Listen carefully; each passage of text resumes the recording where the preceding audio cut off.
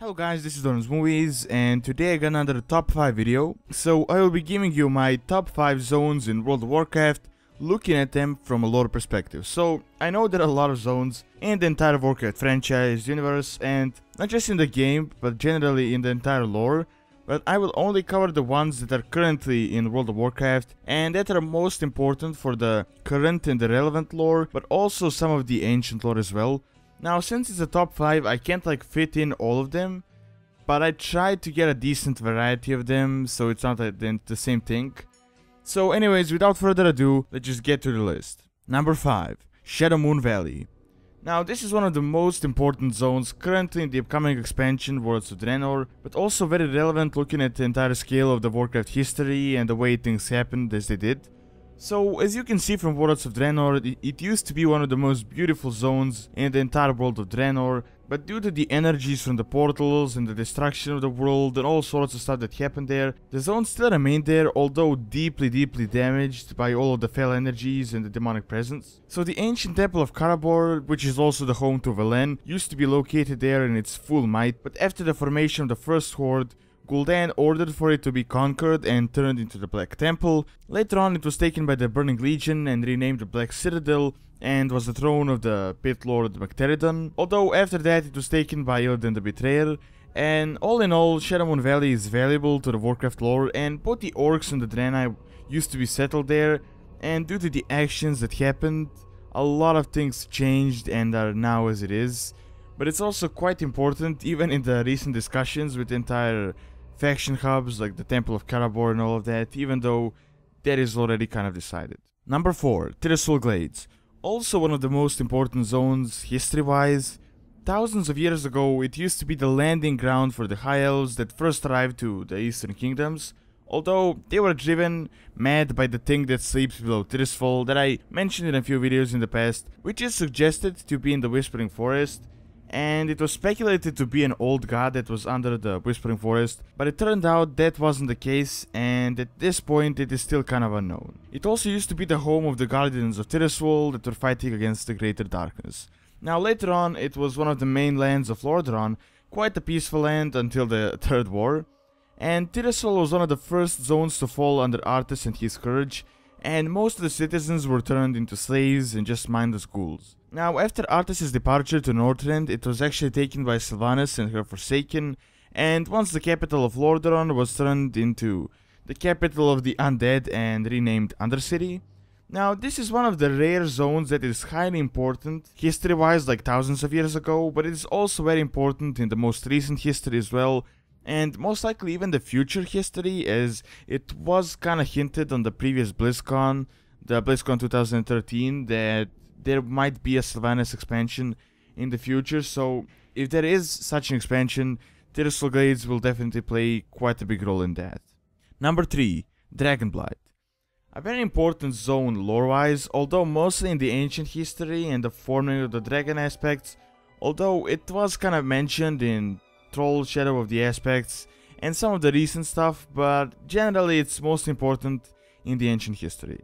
Now, the entire area is said to have been one of the most fertile lands in all of Northrend, second to Sholazar Basin, although now it's a complete wasteland, everything is pretty much destroyed, and it is also known to be the Dragon Graveyard, as it is pretty much littered with remains of all sorts of different types of dragons. Now, it is also the zone where the entire plot of the Dawn of Aspects happened, and where Galakrond's remains are.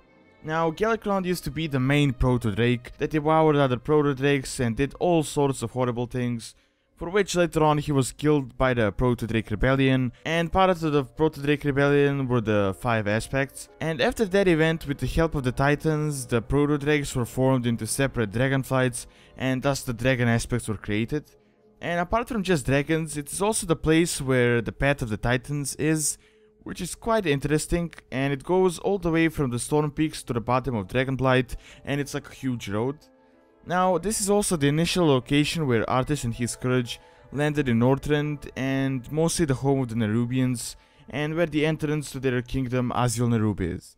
And all in all, it is a very important zone, if not one of the most important zones lore-wise in the game, that leads to almost all the history that happened in the world of Azeroth, and also the entire dragon aspect thing.